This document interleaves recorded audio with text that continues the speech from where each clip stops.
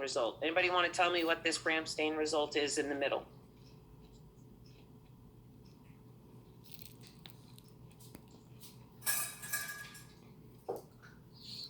Gram-negative rod? Correct. That is a gram-negative rod. So now I know I have a gram-negative rod. I'm going to go to my next set of results. I have a gram-negative rod. I have organism number 100. So 100 falls between 83 and 229, right? So the number 100 falls here. So what is the result of this tube?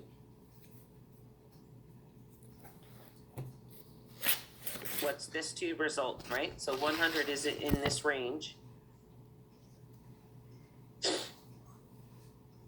How do I record that result? Somebody throw it in the chat. How do I properly record that result? There we go, Amber. Excellent. Perfect. Yep, Linda, that's right. So this is my A over G. So I have acid with gas production.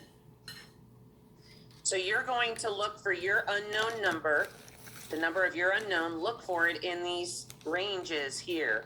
Now notice, if you're between 20 and 82, it could be either with gas production or this is without gas production, right? So here's our bubble in the Durham tube right here.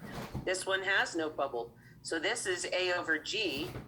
This is A over negative. So are we concerned whether or not there's gas production? Not necessarily. This means that sometimes the organism will produce CO2 in a gaseous form. Sometimes it's in a dissolved form. Just depends on that organism. Sometimes they do and sometimes they don't. What about this tube over here? Anybody want to tell me what this one's going to be? I know it looks very red, but it's pink. Yep, exactly, Amber. Yes, Erica, perfect. It's K over negative. Right? That's K over negative. So either written down or in your mind, does everybody know what their phenol red glucose result is? I have a question, Professor. Yeah. So, say your number falls in the range for both A over G and A negative. Are you saying because you're not supposed to record both, you're just to go with the A over G? No, you would record both. Okay.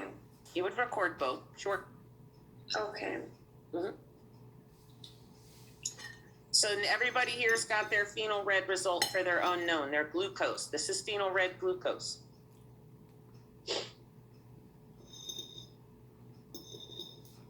So now that you know your glucose result, let's take a look at our lactose results.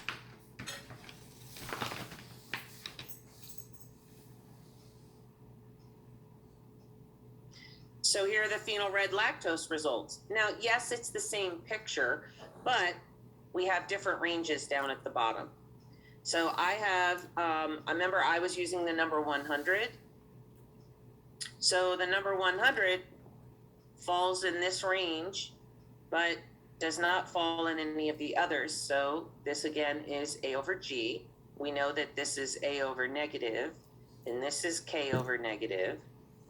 So my number 100 ferments both glucose and lactose. But some of you may have one that was acid for glucose, but might be alkaline, fall in the alkaline range down here for lactose.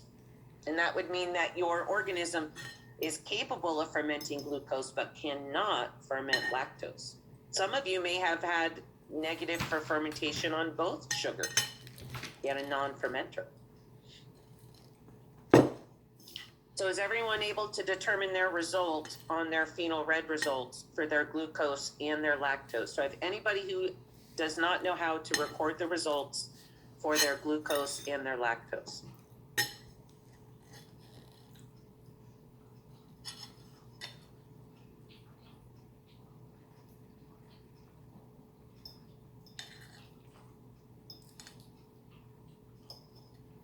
All right, if you know what your results are, then I'm going to open up, I'm going to come over here and open up our lab manual.